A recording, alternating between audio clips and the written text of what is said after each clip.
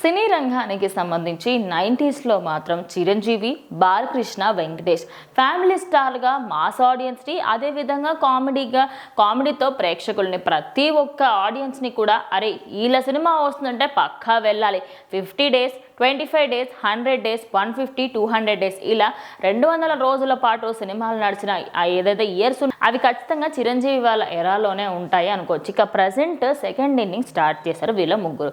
అయితే వెంకీ మామ మాత్రం ఆయనకి తగ్గట్టుగా వెంకటేష్ తన F2 సినిమాతోని ఇప్పటికే మంచి హిట్ సంపాదించారు. అయితే మొన్నొచ్చిన సంక్రాంతికి వస్తున్నామైతే బ్లాక్ బస్టర్ హిట్గా మారి 6-7 రోజులను 200 కోట్ల వరకు సంపాదించింది. ఇక అఖండ తర్వాత ఆయనకి మంచి స్టార్డమే వచ్చినప్పటికీ కూడా ఇప్పటి వరకు 100 crores ఏదైతే మార్కెట్ ఉంటుందో అందులో మాత్రం బాలకృష్ణ అసలు అడుగు పెట్టలేకపోయారు.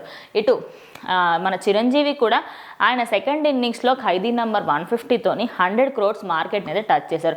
ఇలా ఇటు వెంకటేష్ అదేవిధంగా చిరంజీవి వాళ్ళ సెకండ్ ఇన్నింగ్స్ స్టార్ట్ చేసిన తర్వాత కూడా 100 crores మార్కెట్ టచ్ చేస్తూ ఉండగా ఇప్పటి వరకు బాలకృష్ణ అన్ని హ్యాట్రిక్లు కొడుతున్నారు, కంటిన్యూస్గా సినిమా హిట్ అనే టాక్ వినిపిస్తున్నప్పటికి కూడా ఏ సినిమా కూడా 100 crores బడ్జెట్ని అయితే దాటలేదని చెప్పొచ్చు. అయితే బడ్జెట్ గురించి మనము ఓవరాల్గా పక్కకు పెట్టినప్పటికీ కూడా అరే 100 కోట్లు కొల్లగొట్టిందిరా ఈ సినిమా అని చెప్పుకోవడానికి ఎక్కువగా సినిమాలు లేవు.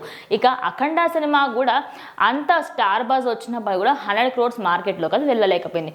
ఇలా సెకండ్ ఇన్నింగ్స్లో అటు వెంకటేష్ అదేవిధంగా చిరంజీవి ముందుకు వెళ్తూ ఉంటే వెనకంజలో మాత్రం నాగార్జున అదేవిధంగా బాలకృష్ణ మాత్రం ఇక అఖండ 2తోని ఆయనకి ఏమన్నా ప్లస్ పాయింట్ అవుతుందేమో చూడాలి. ఇక నాగార్జున అయితే ప్రజెంట్ కుబేరా మూవీ శేఖర్ కమ్లా డైరెక్షన్లో వస్తున్న ఈ మూవీలో అయితే ఆయన చేస్తున్నట్టుగా మనందరికీ తెలిసిన విషయం.